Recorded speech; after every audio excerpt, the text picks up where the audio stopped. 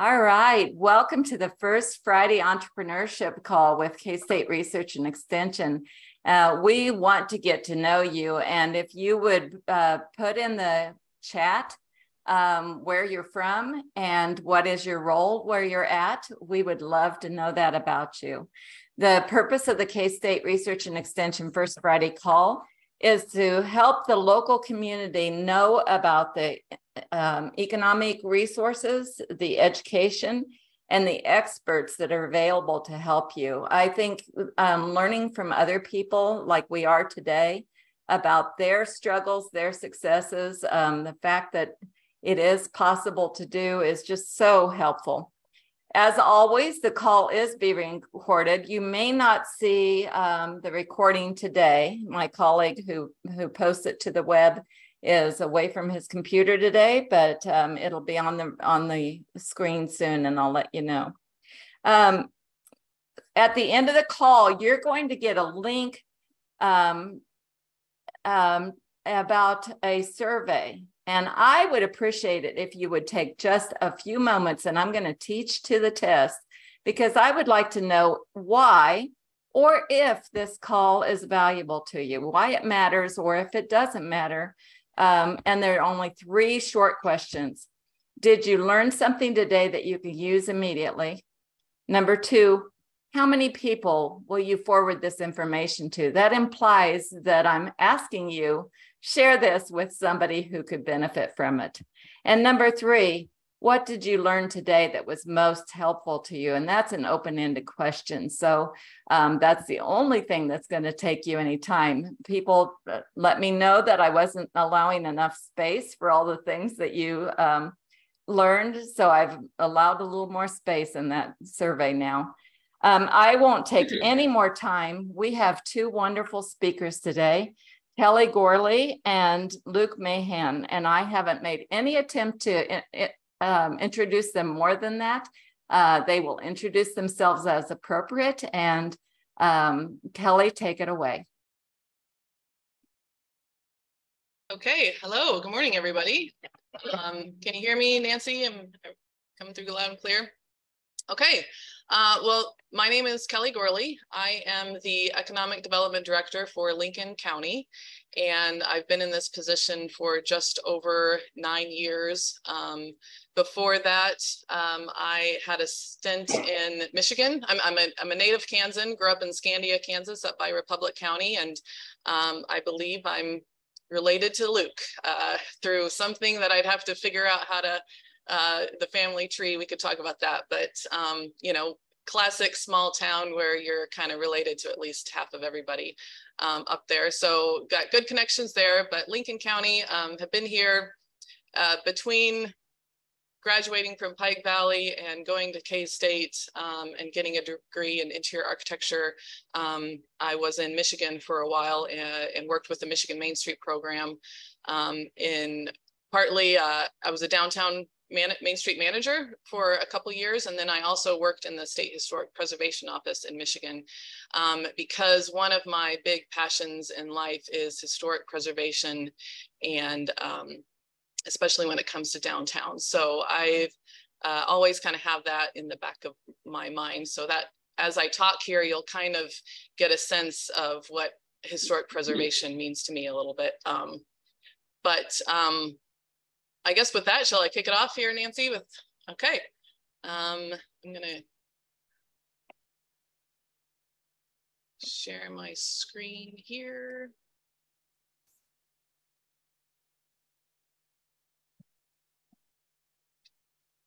All right, can you see my screen? Now I see the full screen, thanks. Okay, good deal. All right, so rural downtown revitalization. To me, when you say downtown revitalization, you're also saying historic preservation, and you're also saying economic development.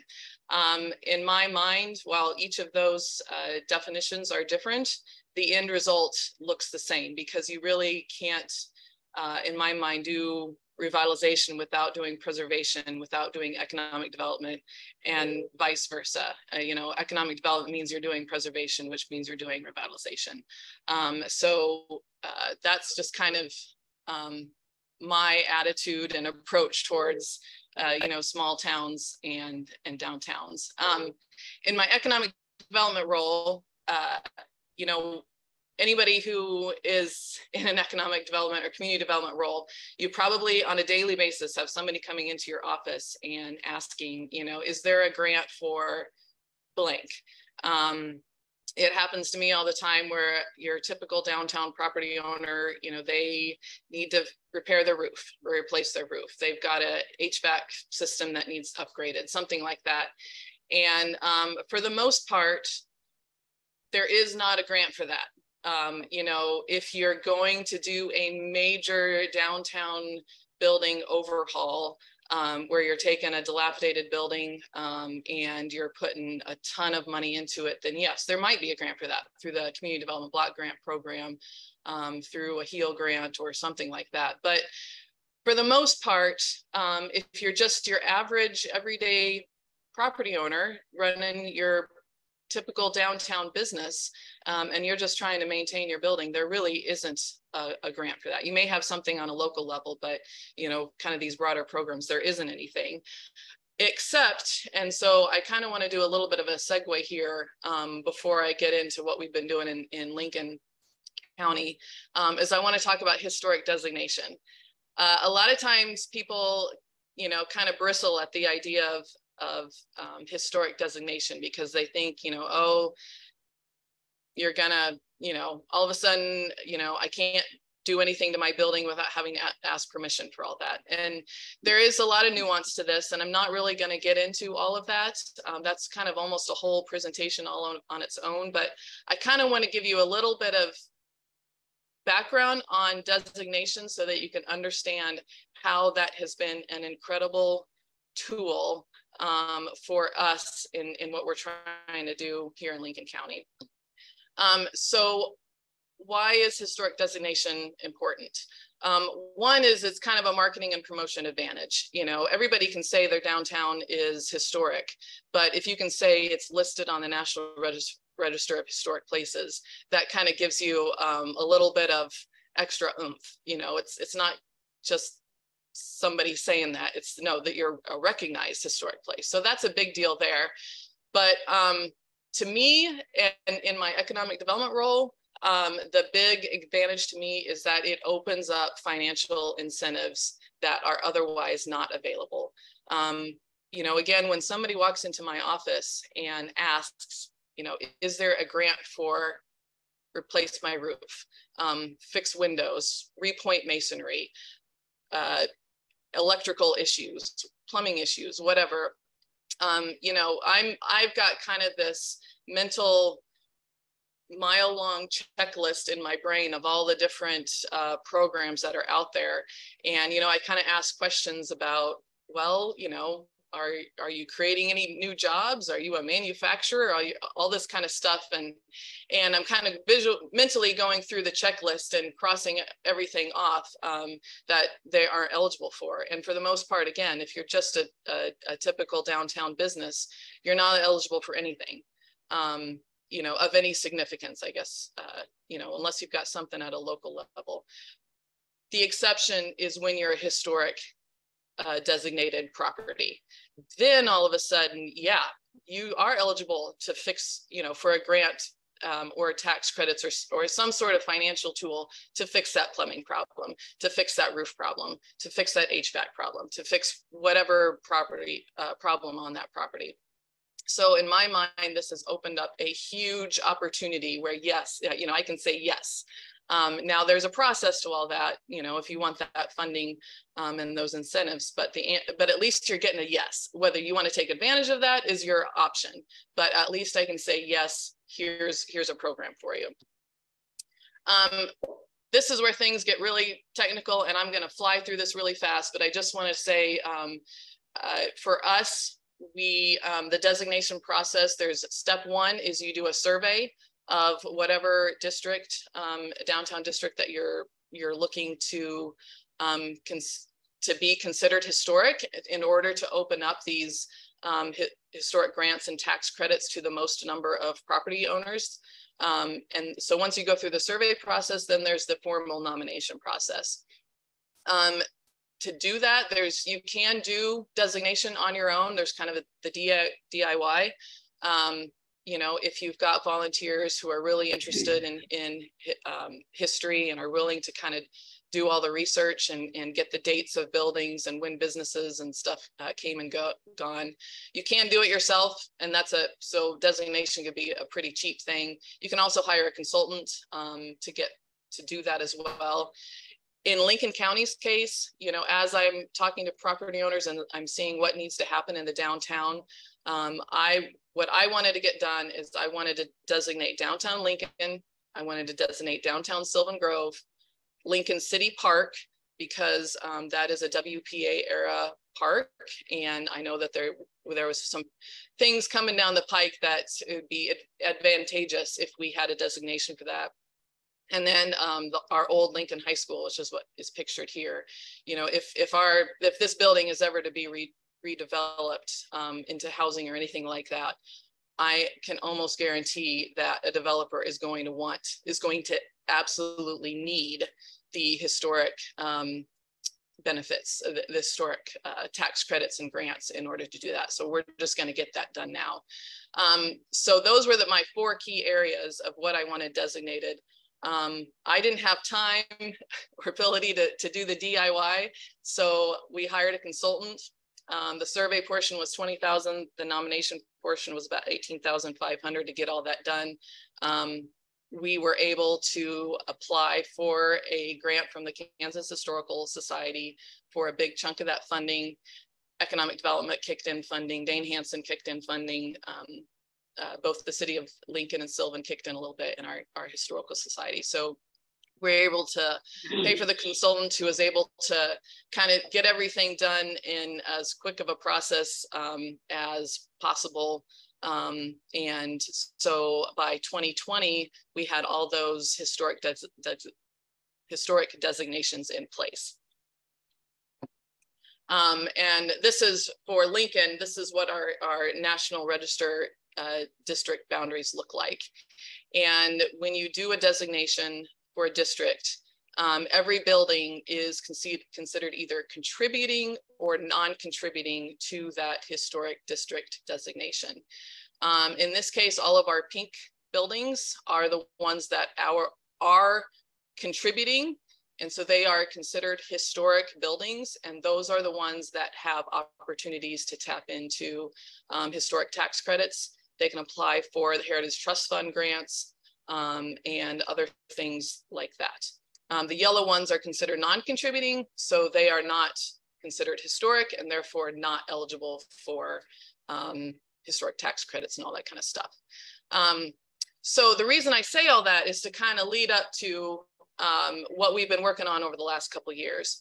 And this designation, I absolutely 100% feel is the reason why we have been able to get some stuff going here that we wouldn't have otherwise been able to do. So since 2020, this is just one block and one side of the street in Lincoln, but we have a project right now going on with our old Lincoln State Bank. It's probably one of our signature buildings downtown, and we are totally doing an exterior rehabilitation of the building. It's a beautiful building, but it also has looked very, very rough for a long time. And so the goal has been to repair and repaint all the windows, doors, and architectural woodwork on the outside of the building, to replace the roof, and to we're actually replacing the corner steps there that you kind of see at the bottom there. They were pretty funky, so we're getting those fixed.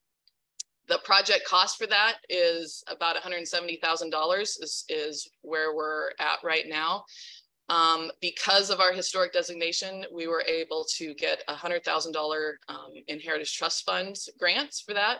And the owner is eligible for another $25,000 in state historic tax credits to help pay for this project. I can guarantee you this is the before picture. This is in progress. If you go to our Facebook page, Live Lincoln County, you can get a little bit of a teaser of one of the storefronts that's Not shown, it's around the corner here, but it's by the end of this year, this is going to be a wow factor improvement. I'm so excited about it. I've got a meeting later today with the architect and the contractor working on the steps. The steps are going to be beautiful. So this is kind of one of these things. I wish I could just show you this amazing before and after picture, but we're not quite there yet. But it's going to happen by the end of the year. So that's one thing. That moving on over, we have a restaurant property that the bank actually owns, and when they got ownership of the building, the roof was in absolutely terrible condition. It just was leaking everywhere. There was some problematic masonry issues that you wouldn't necessarily see. It's kind of above, it's kind of in between this building and the building next door. That was causing problems. So those had to be fixed. And then there needed to be some improvements done inside. We were preparing for a new restaurant to open, and the ceiling, a very beautiful ornate pressed metal ceiling inside, needed a lot of work. Repainting because of all the roof leaks. And then the floors, the carpet was nasty, so they pulled that up and exposed beautiful wood floors. So there was, the building needed some love. It was definitely time. About $65,000 worth of work needed to go into the building. And because of the historic designation, the bank has been eligible for about $26,000 worth of historic tax credits to help with that cost. So that's been a really big deal in terms of making that building in a much better shape than what it was, especially the roof. The roof was leaking everywhere. Next door, this is actually my building, and I'm gonna go through this a little bit more later, but I opened a fitness center, and the building had been vacant for several years, and it basically needed a total overhaul on the inside. Structurally, it was good, but there was no plumbing in the building. The HVAC system was 40 plus years old. Electrical was just needing update. Basically everything needed updating. And so in order for me to open a fitness center, I basically had about $475,000 worth of rehab that needed to go into the building. I'll talk about this a little bit more, but essentially $250,000 I got as a community development block grant for the commercial rehabilitation program. I was able to get a HEAL grant, Historic Economic Asset Lifeline grant from Commerce as well. And then having the historic tax credits, which was a huge deal to me. I needed that in order to make my financing work. About 60,000 in state historic tax credits and 30,000 in federal historic tax credits, which I would not be eligible for if it wasn't for being designated. Go down the street a little bit more. Sears Clothing, our wonderful little clothing shop here. And this is kind of, in my mind, the biggest benefit for historic designation. She's been in business for nearly 40 years. It's a great little store, but you know, after however many years, the building needs work. That you just can't patch the roof anymore. You know, and that's basically what happened to her. She managed to, you know, in the middle of COVID. So here as a business owner, she's trying to deal with that. But she's also basically been told there is no more patching of this roof. You can't do it anymore. You have to replace this roof. She had air conditioning and furnace issues. And basically they said, they don't make the parts anymore. I cannot fix this anymore. You are going to have to replace the system. And so she was really faced with, you know, having to put a good chunk of change into her building. And because of the historic designation, we were able to help with that. So she had about $50,000 that she needed to put into the building. She was able to apply for a Rural Energy for America program grant, and was able to do that for about, or get a grant for about $8,000. And that helped with replacing the lighting in her building, going from fluorescent to LED. And also helping with some the replacing of the HVAC system, because she would be using a much more energy efficient system. And then also the state historic tax credits. She was able to get about $10,000 back in tax credits for that, which is a big deal for her. Another thing, our city hall, it is in the middle of COVID, and really if you go to one of our council meetings, you are packed into this tiny little room and you're just practically sitting on top of each other. And in the meantime, the entire upstairs of this building is totally open and totally vacant. It's great space. You know, you can use it for sure, but they can't have city council meetings up there because there is no elevator. It is not an ADA accessible space. So the city is talking about how do we get an elevator in this building so that we can actually move our council meetings into a space where we have room. If somebody needs to do a presentation, you're not like blocking everybody, and you're not, you know, on top of each other and hot and sweaty, and it's just not the greatest experience. So we were able, because of our historic designation, we were able to get a grant from the Historic Preservation Fund at the Kansas Historical Society to do some planning. And the idea was, let's figure out how we're going to do this elevator. And you know, we have a plan now. We actually have construction documents. We have everything ready to go. The next step is really for the city to say, yep, let's move forward. And this is going to be probably a over $600,000 project to do this elevator. And again, you know, we'll be able to apply for the Heritage Trust Fund grant, whether we get it or not. It's a competitive program, so who knows, but we'll at least be able to apply. We're eligible. And then the state historic tax credits will be a very big deal. If we don't get any other grant funding whatsoever, the city could qualify for probably about $250,000, if not a little bit more, in tax credits, which then they can sell. You know, they don't necessarily benefit from, you know, they don't have income tax, they're not paying income tax, but they can sell those credits to somebody else in order to turn their credits into cash to help pay for the project. So that's how all of that works, and that'll be a huge deal for them once we get ready for that.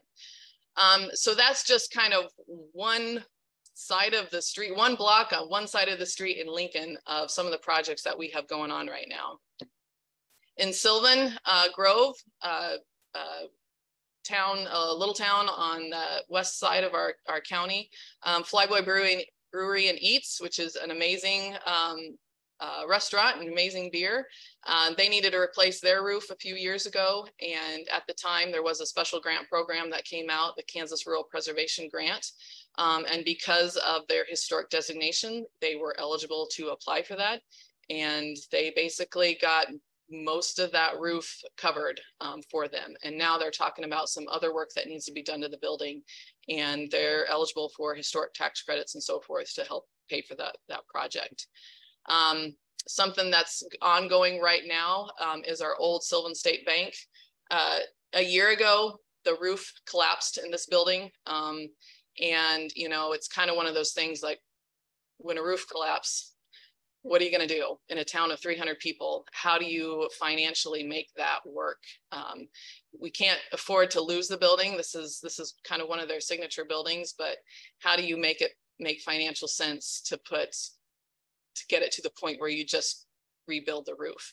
But because of our historic designation, we have been able to receive a $100,000 Heritage Trust Fund grant, and the owners will probably be eligible for about another $20,000 in historic tax credits to rebuild the roof, stabilize the floor underneath the roof that collapsed, and get this building at least back into a weather-tight and solid condition.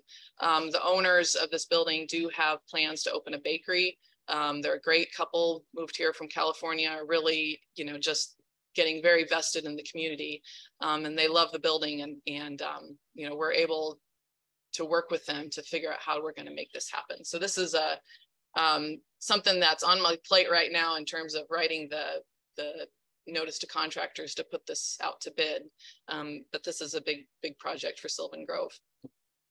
Another thing in progress, and I don't have a current photo, But just down the street, our old Farmers Elevator, the Sylvan Senior Center owns this building now, and they're actually turning this into a community center. It's going to be beautiful when they're done. It's going to be such a wonderful, historic, beautiful building, and they're probably putting about $400,000 into this project. They were able to get a HEAL grant, and those state historic tax credits are a very big deal to them in terms of their fundraising plan to make this project happen. So that's just kind of what's been happening here, and a little bit of my getting on my soapbox about historic designation. Again, in 2020, we had downtown Lincoln and Sylvan designated. Lincoln is on the National Register, Sylvan Grove is on the state register. But since that time, from 2020 to by the end of 2023, we'll have had about $1.3 million worth of investment put in buildings downtown, that I could totally say probably would not be happening if it wasn't for our historic designation, kind of keeping preservation in mind. And so that's, to me, that's just a big deal, and something that I can't wait for the next couple years after this, so that I can keep that number racking up here in terms of other buildings. So that's kind of, oh, I had another note there. Yep, I don't think that a lot of that would have happened without the historic preservation and designation. So that's kind of me talking from a big economic development role, but from my personal perspective, I did mention that I bought a building downtown here, so I thought I would just talk about that a little bit more. I drank my own Kool-Aid. You know, after a while, you talk about downtown revitalization and historic preservation, and you start to think, I just need to do this myself. So that's what I did. I bought this building. You can still vaguely see the word duck walls up there, and unfortunately that is still there. It will go away one of these days, but it has been a retail store since the beginning. It was built in somewhere about 1917, 1918. It's a grocery store, general goods store for a number of years. It was in about 2015-ish, I'd say it closed when our Dollar General opened here. The business closed, and so it was vacant for several years. When I bought the building in 2019, this is what it looked like on the inside. But I knew that there was some unique little architectural character that was hidden underneath, and so, you know, shortly after buying the building, I decided we need to get rid of this ceiling here. I know that there's something hidden up there, and sure enough, there was a really beautiful ceiling that was up there. So we started clearing everything out, got it back to, you know, kind of the wide open space that it was, and just kind of made sure that, you know, going back to that big open space, and looking back at those historic photos, that was kind of my driver of what I wanted to make sure that I was maintaining the original architectural character as much as possible. And so today, this is what it looks like. I opened Post Rock Fitness just almost a year ago, and so everything's been going good. I'm happy with it. I'm not going bankrupt yet, so that was kind of, you know, a big risk. So I feel good about stuff. This is just kind of another shot. Half of the space is sort of the gym equipment, and the other half of the space is open for classes. So like on Wednesdays after work, there's a great little yoga group that gets together and we do yoga. And so this is kind of just a couple of the after photos, to kind of very quickly go through, you know, basically 4 years of a roller coaster. And anybody who's, you know, rehabbed a building or opened a business, it is a pretty good roller coaster. But I bought the building in March of 2019. I developed a business plan, but I just couldn't quite get it to work. So I eventually had to just say, stop the insanity. You need to go a new direction. I'd gone through a couple of the ice house programs, and I just kind of thought, hey, this isn't working. Let's try a different direction. And a fitness center is something that had been talked about for a long time that we needed here. So I thought, well, let's take up this idea that seems to be dead from a community volunteer perspective and coming up the nonprofit community way. So let's see if I can get it to work as a business, and seemed to be like it will work. So I put together the financing plan. I applied for the grants, developed construction documents. The world went crazy on me in terms of COVID. Applied for historic tax credits. I bid the project out. That's when COVID really went crazy. Right as I was bidding the project out is when the cost of construction was skyrocketing by the day. You know, the price of wood was doubling like every day. And I was like, oh, this is bad news. And it was bad news. Got bids back, and it was absolutely insane. There was no way on earth I was going to be able to do that. So went back to the architect, and we kind of value engineered the project down, rebid the project. It was still ridiculously too high, pulled more stuff out of the building, which is why I haven't done anything to the front of the building. It's because I got to the point where if I was going to open a business, I can only do the stuff that was going to get me to open a business. There was going to be all the frills, all the pretty stuff that I was really excited about, kind of had to go by the wayside. So rebid the project for a third time. The state came out with a HEAL grant at that same time, and I was very fortunate to be awarded a HEAL grant, which was what was able to get me to where I could afford that final bid. So the construction was awarded, and construction was about February to June of last year. Opened the business in August, and have been running it ever since. And I'll kind of go back here a little bit. Kelly, we're kind of running out of time. Oh, okay, all right. If there's more that you need. Nope, I think I'm basically done here. So wonderful. There is a question in the chat, and I'll let you answer that directly to everyone. I think they'll appreciate it, but I'm going to move to Luke. Okay, yep.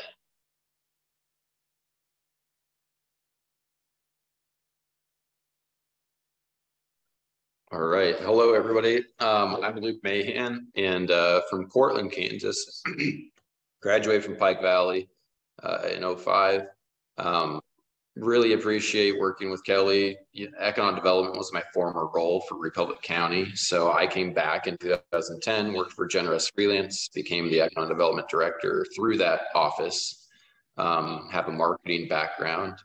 And last year, well, a year and a half ago, we opened Irrigation Pails downtown in Portland, and I moved this position full-time in May. So it's been a year and 2 months of being an entrepreneur solo. Kelly's been a big help to us. We usually did some launch and grow events for entrepreneurs in our county, and we'd have her come back and speak in Scandia and talk about the value of downtowns. And really appreciate all the relationships I've built through economic development in that field and all that work. One thing that I forgot until today, what Nancy really wanted me to talk about was vacant building tours. And so through economic development, when I was the director, we have 8 towns in our county, and we work with everybody across the county. Belleville's our county seat, and that's where about 85% of my projects that I work with economic development typically work, because it's the biggest town. One thing we kept seeing is buildings in downtowns that are just sitting vacant.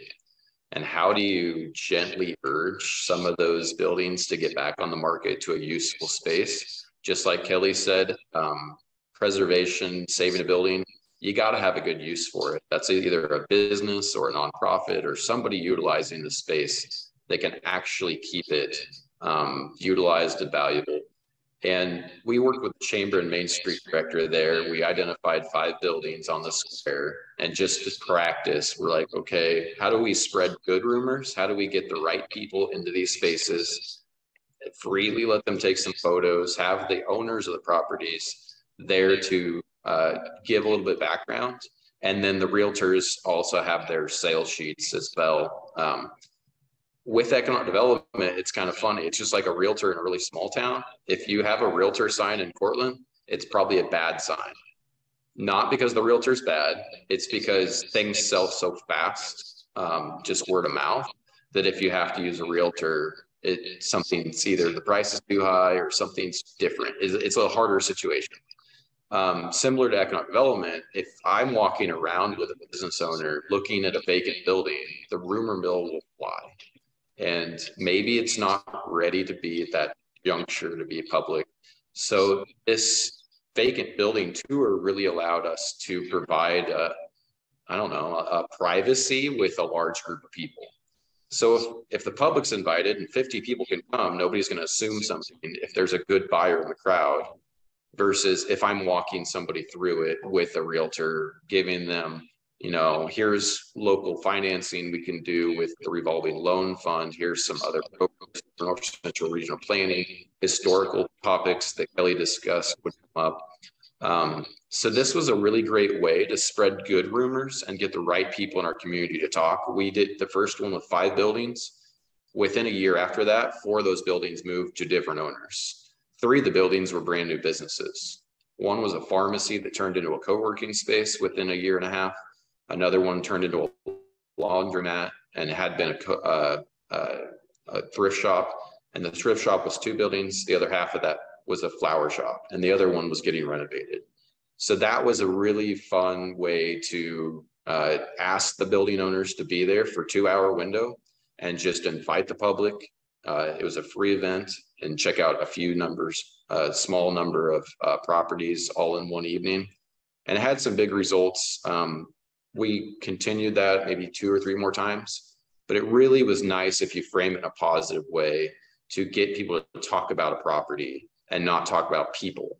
If they talk about ideas, a ton of the people that came through were like, oh, I could see this being this. I could see this being some sort of a retail thing, and it would match really well with this market. If you spur those ideas in a positive way, you can really guide conversations not to be, doom and gloom. And once people actually check them out themselves, they could see, this isn't that bad at all. And we got a lot of, hey, check out that press tin, and then the ideas started flowing. So that's going to lead into a video I have. And with my economic development role, we did a launch and grow event, which is a business networking event here in Portland. And part of this is an older video from 2008 to 2021. I just kind of grabbed screenshots from Google Street View and showed some of the differences. Granted, Google Street View in 2008 did not look very good. So all these photos look better, except for our elevator. It needs some work. You can see the sidewalks have a big difference. Sidewalks, curbs, and gutters was a project the city of Cortland did back in like 2013 or 14. And that was a huge help from the North Central Regional Planning Commission with a CDBG grant. If you have a local regional planning commission or a city or whatever, if you're a small town like us, 294, this is a big challenge. The street lights had to be paid for independently of the grant, but the city had to put in some matching dollars, which was a big amount for our size of town. Once those sidewalks and curbs and gutters got replaced, it was kind of a pain point for a couple months. But we started noticing, wait, our buildings look pretty outdated too. So it's kind of like the neighbor paints or gets a roof and you realize, wow, my roof kind of needs some work as well. So a lot of these properties, and Nancy will have this video for you guys to go browse through as well as like a Word document sheet that kind of explains some of the projects or the updates. And I would say the rate of these projects, our downtown is about 3 buildings long. And a lot of these things happen 1 or 2 at a time. And one of the cool things we saw later on was we partnered through K-State Research and Extension and did the First Impressions program. And there was a lot of buildings that are used. We only have like 3 buildings that are vacant and unused in our downtown, but it doesn't look like it to the public unless you have good signage or just you got to hit customers in the head with whatever your business is or whatever the message is. So directional signage was added to our downtown. A lot of businesses started adding, you know, paint jobs, upgrading their interior. I'm going to pause it right here. So if you see the difference on that back limestone behind the bank owns this. Immediately after the first impressions report with the city, and then there was a Pride Club meeting where they presented the results as well. That was tuck pointed. And that's not cheap. That's at least $10,000 or more, but it made a big difference really quickly. And once they did that project, they're like, well, our paint on the building needs to be changed too. And you could see it was this yellowy color and the old faded blue. And so they got an update as well, and that fascia got removed. And so some of these things, that was the older style that was there before. Cortland's been pretty good in the last 15 years, and they were always good. It's just, you know, things just need updating at different times. This was an empty lot that turned into a cell phone. Next Tech had an office here. My office actually used to be here, but this whole building now is a physical therapy and wellness center nonprofit. So there's some really cool things that happened. The park is morphed. Some of it's thanks to a tornado that destroyed that tree, but we planted new trees. The Pride Club has been very, very pivotal to spurring new projects. The city really hasn't done, besides the CDBG grant work and just general infrastructure, the city's very, very limited. But us as community members, with the help of a local foundation and Dane Hansen funds, have been able to rally and get a lot of volunteer work to do really cool things with our parks. This is how busy our pool is on a typical day. Our banker has a drone, so he lends us the ability to do some cool marketing stuff. But Cortland is very, very active. I'd say there's over 30 plus businesses in our town of 294. This is my previous office. Jenny Russell's on the call from Generous Freelance. Her office is on the right side. Ag Marketing Partners is on the left side. Typically, this building has at least 10 people who work here, if not more. There's a screen printing shop in the back that's a separate business, and there's co-working spaces that are also rented.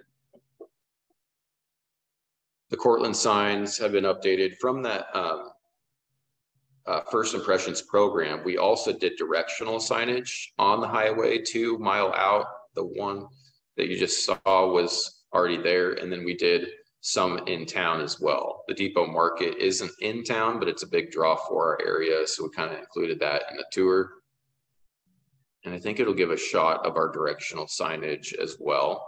So some of these things, just being welcome to outsiders, was a big mindset shift that we had to focus a little bit more on. You know, as a brewery, we can't survive alone on just Republic County business. We definitely need more people from a 90-mile area to make this business work. And it does work. We get a lot of locals on Thursdays. We get a mix on Friday, and then Saturday we get a lot of outsiders. And we are also lucky that we were featured along with Kelly's business, Flyboy Brewery and Eats, in the Kansas City Star. That was on Easter weekend. So if you have an interest in that article, I did find it, and I'll drop it in the link there. Hopefully it doesn't have a paywall. It didn't today, which I thought it did before.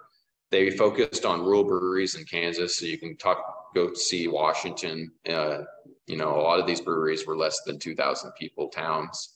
Flyboys, Kelly can attest, they bring in a lot of people. So when you think about what businesses can go into a vacant building, you definitely should be already thinking about what in your region is valuable, what can be a destination business, or what can you stack on top of each other? Maybe it's a retail business that can stack a service business.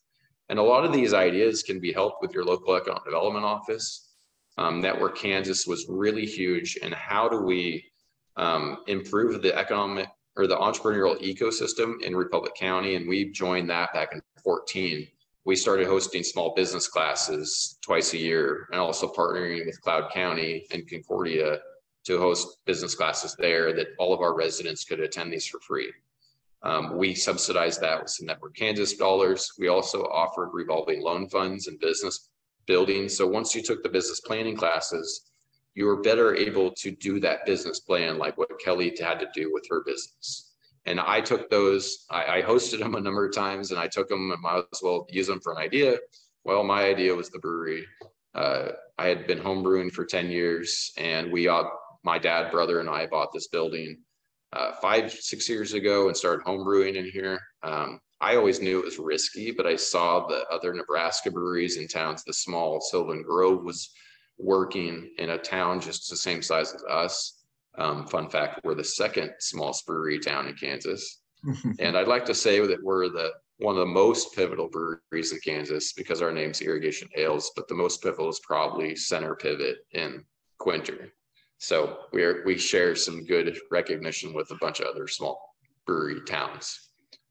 So I've got about 10 more minutes, and I'm going to show you guys some of the before and after of our own projects. To reference what Kelly is doing, that is a huge lift, and luckily she knows definitely more than the average person about architecture and how to do some small things to still be within historical designation and just really improve a property and keep that historical integrity.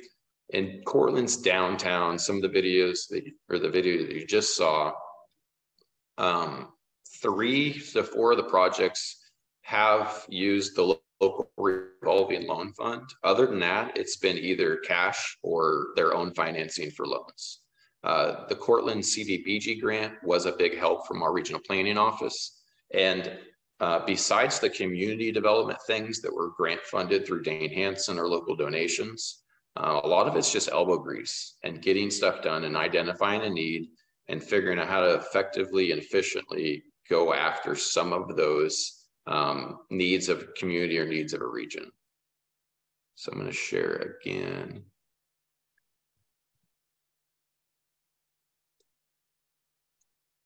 Luke, while you're sharing, I want to point out some questions in the chat. That Luke referenced some business classes from Network Kansas from the e-communities. And if someone on this call can give a link to those resources. And then Peggy has a question about, we have several historic buildings in our downtown that are owned by absentee owners who refuse to sell and are just holding on to the properties. They do minimal maintenance to meet code for safety. There are so many restrictions on what can be done with these buildings. We have hit a wall, and she's looking for suggestions. So maybe either one of our speakers knows the answer, or maybe Kelly and I have talked about this, like when we were both ED, and it plagues every single community. City of Belleville has some vacant building ordinances that they add fines to if you don't have a plan or you're not letting it be inspected.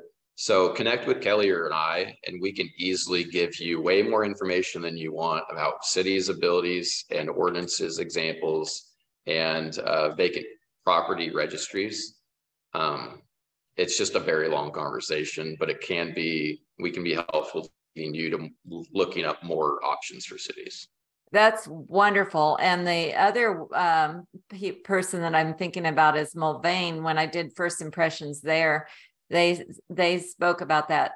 And one of the things that the city councilwoman told us that made a difference was land banking for them. So you can. Yeah, the city of Belleville has done that with one property, and it worked after a fire, and it actually sold to the neighboring property. So land banks are definitely a good option as well. Thanks, Luke. So this is what my building looked like. It is a 25 by 60 building, so it's not very big at all. This used to be a senior center. If I can get back to my, it used to have a Meals on Wheels site. 10 or so people owned it, and the last one alive deeded to the city, and we bought it from the city. So we are in a very rural community, and we bought it from the city for very much at all. So we were lucky to get a good building with good bones and good features for cheaper. If this had been in a Salina or a much bigger community with a bigger market that I could sell more beer to, it definitely would have cost a lot more, and my budget would have been a lot harder to meet. So I'm going to caveat that this is possible in a lot of places, but things have to work out as well. And you have to be able to do some of the things yourself. The windows are very small. Again, I'm not going to dog on our older generation, but they covered up the press tin, and they didn't have any insulation above this. So I don't really understand what the value was besides like maybe better lighting and maybe a place for the HVAC. We used to home brew in 11-gallon batches. So once we moved into this building, we were able to brew a lot more. I brewed for my wedding. We did a lot of just competitions and got better and submitted them to Kansas City. We actually won some awards there later on. And we also made a lot of bad beer at the beginning. We started with Mr. Beer Kit. It's just like any skill, the more you do, the better you get. And we use a lot of software. We got technical with pH and chemistry. So practicing definitely helped, and having a low entry place to do that practice really, really helped our business also. So we found out there's brick on one side and exposed that brick. A lot of this work happened over a year and a half. So we really didn't push that hard, that fast. We had a lot of help with our family. And then we got some professionals to come in and do some tuck pointing on that brick. We painted over the old rusty press tin, and that definitely made this building pop a lot more. It had been used as a cafe for 5 or 6 different cafes in the past. So we knew the hood vent system would be great for exhausting our brew, which it worked as a home brewer, but we actually use old dairy tanks from local farms, and we built our own brew system. This is my cousin Nick Lewandowski's farm he lives at now. So it's kind of fun to keep some of this in the family. This is our exterior. We're basically all one building with our post office, and it's split in the middle with lath, plaster, and wood. So our windows were very small, our awning. I was telling Nancy about how we did the first impressions program in Cortland, and they said Cortland's very rustic, and I couldn't understand it. I grew up here, came back from college, and I don't know that we're rustic. And then I looked downtown and half our awnings were wooden shakes. So I'm like, yeah, we kind of put off that vibe. And we had like wood, paneling on the front. So we'll zip through some of these other older photos for you. In the back, we put in French doors, poured a concrete pad. And a lot of this was done before an actual true business plan was developed. That's one thing that I worked really hard on with my wife and dad, trying to figure out how do we do this in an affordable manner. And the business plan, the ceiling and the brick was done, the back was done, but we had to really get a better plan when we actually developed the rest of the brewery pieces, getting the equipment, figuring out. That's my dad and I. He's my co-brewer. He just retired from the irrigation district, and he still brews with me. And he was an employee of the Kansas Bostwick irrigation district as well. So this is when it started to look a little bit more like a normal building. We got press tin painted. That's a family Christmas. That was one of our goals, that we needed part of it done so we could actually host a Christmas. So that got us a little bit motivated. Had some cousins that are electrical engineers help us weld some of the equipment. My wife and I had to figure out how to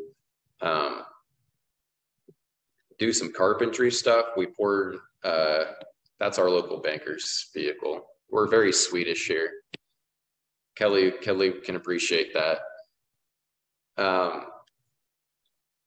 We had a local,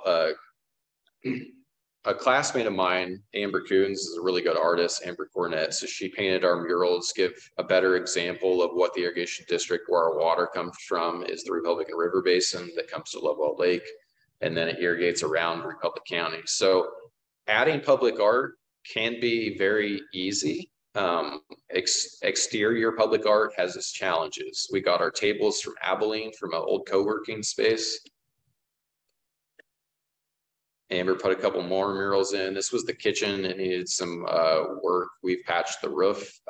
Again, I'd love it if there's a grant for roof work, but knowing what I did with Agon Development, I'm going to need to just save money. And that's what I've been intending to do. Is we know that rainy day fund is literally what's going to be for is probably a roof down the road. So pretty much in 9 months, we spent about every weekend or extra couple hours we had to go and do what we could from the loan startups phase to this. We used a reefer trailer that had cold meat. It was already insulated. This is our cold room, fermentation room, and dry goods room. This is what it looked like before. The awning, we used some local labor, got some windows from Concordia, made a bigger space.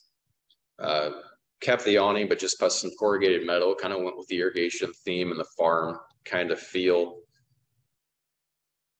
And again, those things weren't that expensive. Windows can be, but I was surprised at how much we can change the vibe in a space that's small like ours without that much money, and paint goes a long way, cleaning goes a long way. This is the trailer when we set it up. Sorry if I'm rushing through this. We built the bar ourselves. We poured a concrete counter on top of it. We used some old barn wood. We are not very wood handy, so this was a big thing for us. So if you have time and patience, you can do projects cheaper. But if you're in a rush and your budget and you need to start making money in your cash flow right away, it's probably not the best route to go. We turned an irrigation pipe into our bar lighting, used some recycled lampshades as well. I'm going to zoom down here. So this is our awning now after our sign got installed. So definitely a different look. The siding wasn't much. The sign was probably more expensive than all the other things that we did on the facade. So this can give you an idea of what it looked like maybe 2 months before we opened.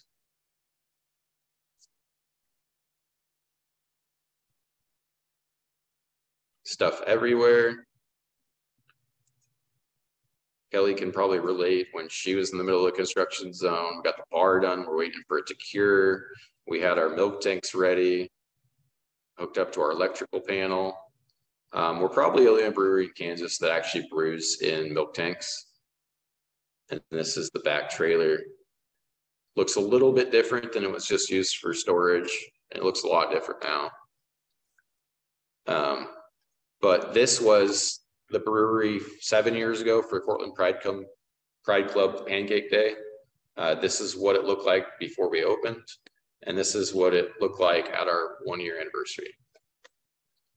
So we've been very happy with everything. I'm happy I'm not doing more projects because it takes a ton of work and energy outside your normal job.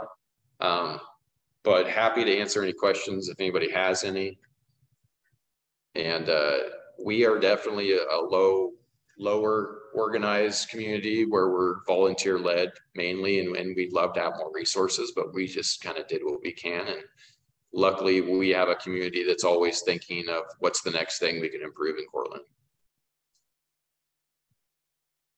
That's fantastic. And I'm aware that we're running out of time. So I'm going to make a few announcements that I don't want you to miss. And if any of you want to stay on because you have questions for Luke and Kelly, I trust that you could stay a few more minutes, Luke and Kelly. Okay. Yeah. Wonderful. So the announcements are, if you have an event that or an announcement that you'd like to make, send it to me and I'll get it out to about 1,300 Kansans every month. If you'd like to promote these calls in your own community to your own mailing list, then send me an email and I'll put you on that list as well. We are still doing grant writing class. In fact, there's one at the end of July in Southwest Kansas that's at risk of not taking place.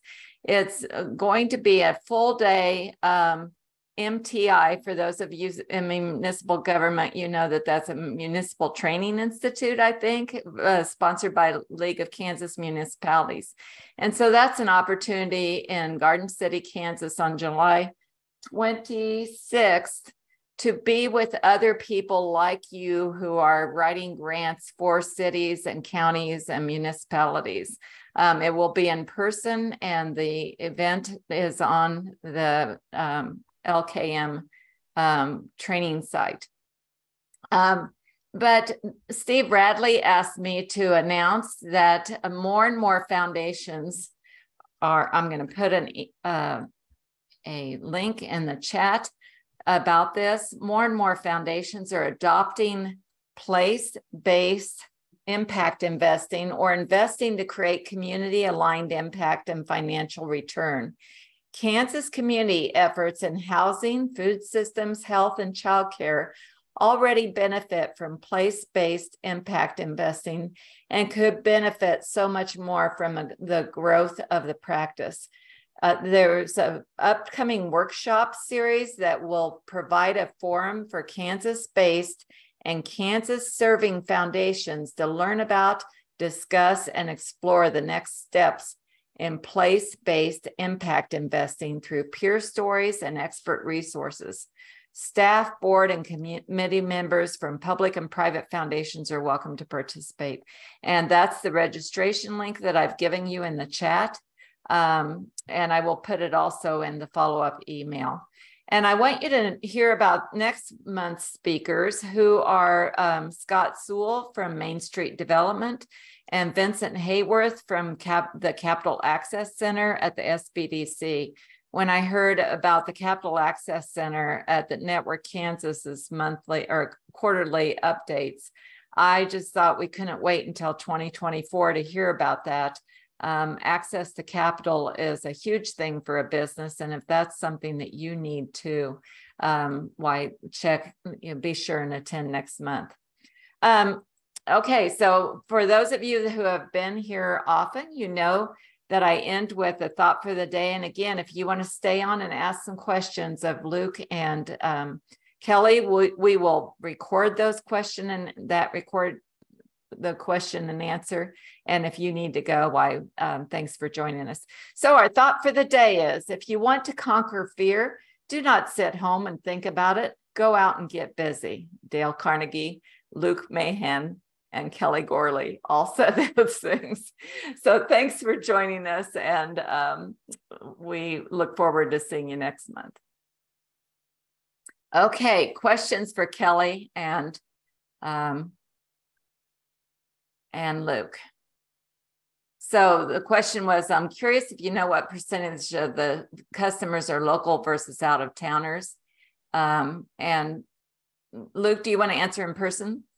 Yeah, so I kind of gave in the chat. Thursdays has turned into like the local night, especially where a lot of people in fall, for example, go to K-State games. They'll come Thursday and kind of enjoy their get together with the community there. And then Friday is kind of a mix depending on what we have. If we have live music, or last night we had Singo, which is music bingo, really fun. And we started doing gravel bike rides. So we're getting like different audiences for different reasons all the time. Saturdays, we've definitely seen, especially since that Kansas City Wichita Eagle article ran, it's not uncommon for 1 o'clock on Saturday to have 3 tables at Kansas City, Wichita, Omaha, people from that far away. And we're 2.5 hours from Wichita and Omaha, 3.5 from Kansas City.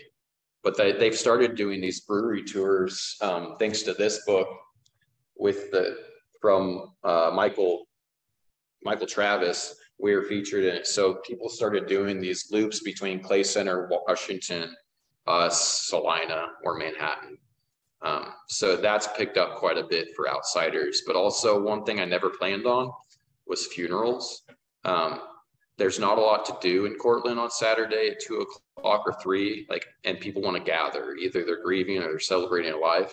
And we've surprisingly, that's been kind of a lot of our pins on our map are from people coming back to the area for a funeral. So that's something that was surprising to me, that a brewery could serve a purpose for. Kelly and Luke both.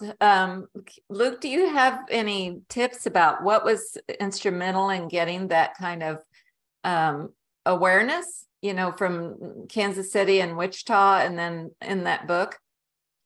Definitely the book author found us because we had a Facebook page and we had been talking about the brewery and somebody had mentioned it to him. But having a good outside presence, making your information super easy to find we will always have our hours updated. Like Monday, we are open for a special thing for 4th of July holiday. But we hardly ever change our hours, and they're always posted on our website. They're updated on Google. They're on our Facebook page. That's been really important because we had people in the Belleville for the races Google us and find us on Monday, and we're usually never open on Mondays. Kelly. Yeah, so for me, the gym is an unstaffed business. So obviously I have a day job. And so in order for a gym to work in a small town, you know, if I had to pay staff to be there from 4 a.m. to 11 p.m., that's what every day of the week. Those are the hours that it's open. I mean, it just wouldn't work. So for me, you know, it has to be where this is as convenient for everybody else to get to the gym and not have to worry about meeting me physically there to let them in. So I have basically it's an online RhinoFit, which is a website or a mobile app that if you're a member, you sign up through RhinoFit, you get a barcode and you scan in and out of the gym.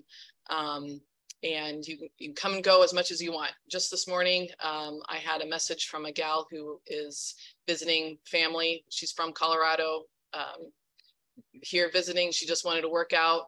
So go to the app or go to the website, sign up, get your barcode, go in, go out, and that's been great. And so while a significant part of my membership is, you know, locals, probably within the 15, 20 mile radius, what is really important is kind of everybody else to kind of, the bread is the locals, the butter is the everybody else. And so it's the kids coming back from college this summer, you know, and they want to work out, or over Christmas.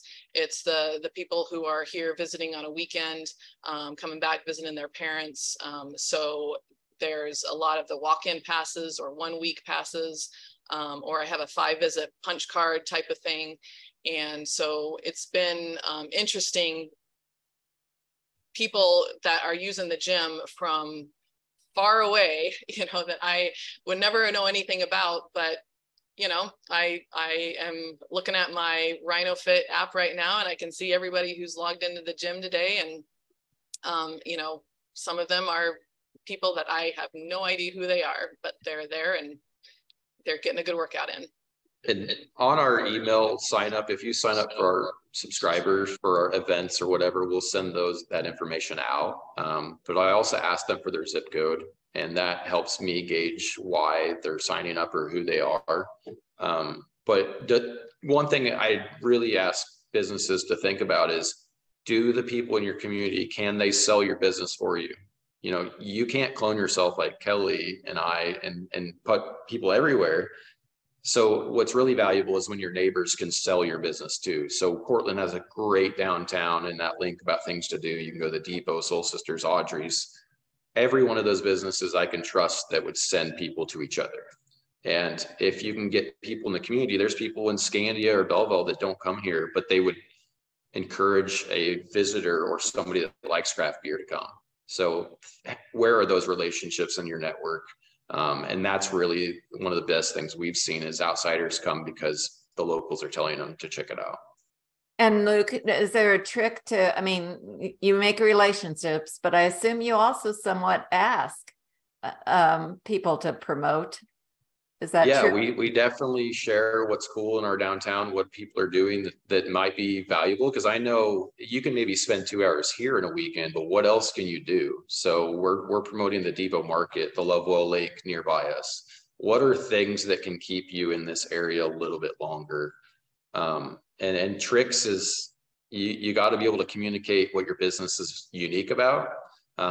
At a 5th grade reading level. So understand your why as a business, and our why here is connecting people in rural spaces. And that allows me the freedom to have music. I have bike riding on Thursdays. Like those don't relate to beer, but beer can help like after the bike ride or during music, you know? So like, we don't have to sell you beer. I have kombucha on tap. I have, you know, cider, wine, LaCroix, snacks. So we don't have to be only about alcohol and drinking. Cool. And Kelly, I want to call forward one of the things that you've done very effectively is your video about Lincoln County. And Kelly will share that with me, and I'll put it in the follow-up email. It speaks volumes about their county and who they are. It's very compelling. Chris Ann wonders, and Chris Ann, I think you heard Kelly answer the question. She wonders if you've struggled to find help, and do you have any tips with that? Well, partly Kelly's idea is don't use any help.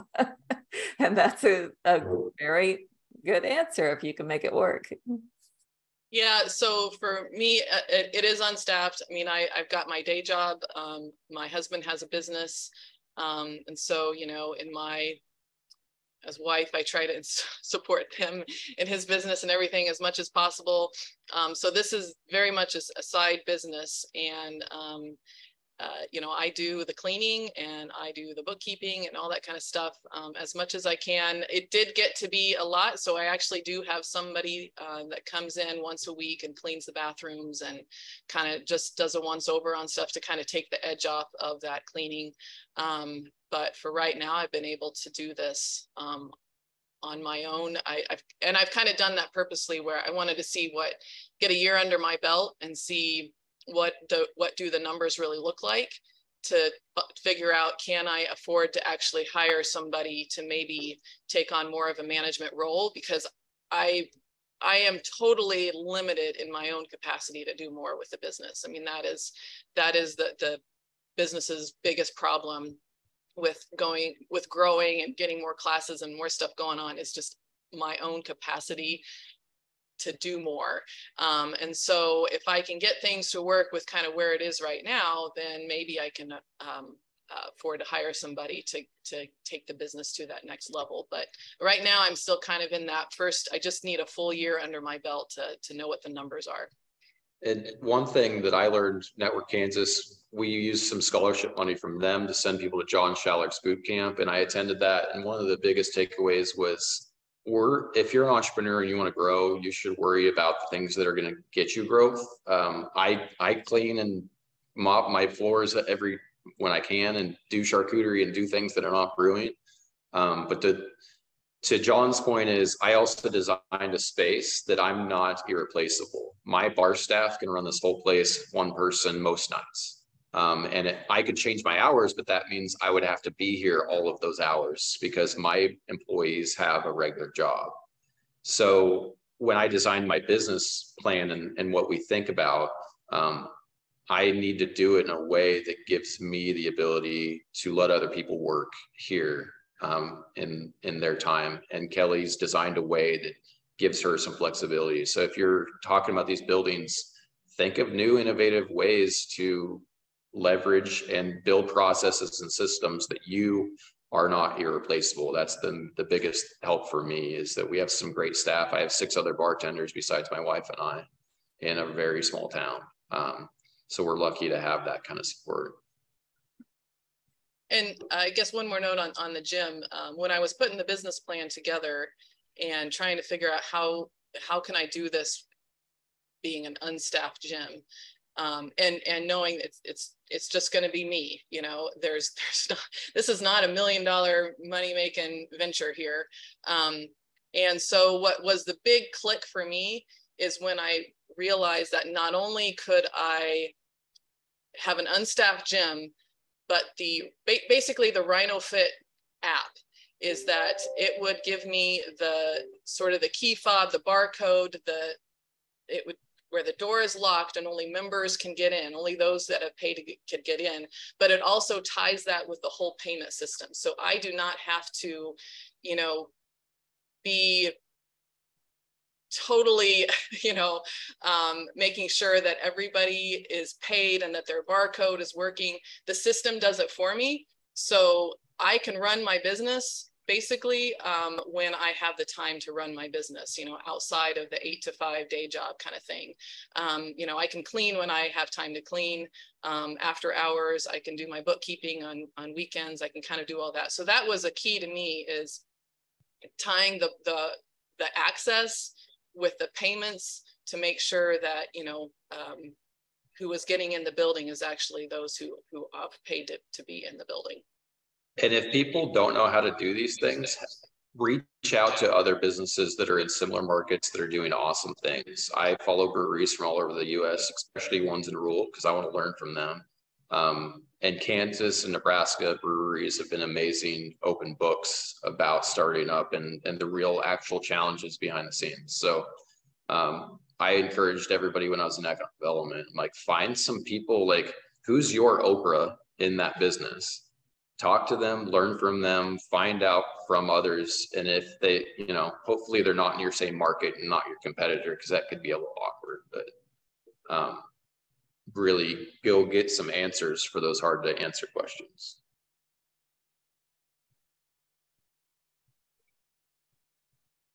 Any other questions? Or have you worn out your... Guys, this is very valuable. Obviously, 40 people stayed to hear the questions. So thank you for sharing your generosity. I'll put your emails into the follow-up to people, if you don't mind. And thanks so much for being with us today. And go and create a great Kansas day.